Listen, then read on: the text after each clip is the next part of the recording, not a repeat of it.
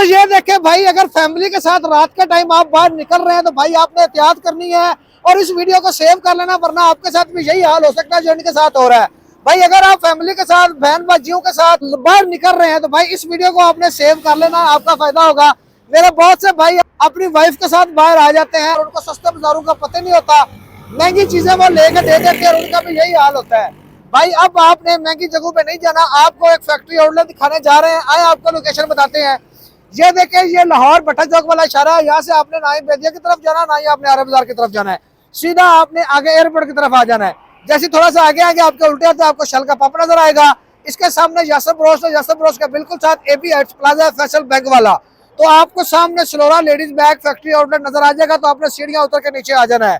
तो मेरी बाजियां जो बाजारों में 3000, 4000, 5000 का बैग रहती थी, वही आपको यहाँ से 1500 से लेकर 2000 रुपए की रेंज में मिलेगा।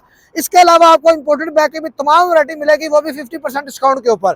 पूरे पाकिस्तान में घर बैठे मंगवा सकते हैं। नंबर मेरा नोट कर लें, 0325 677 8080, 0325 677 8080।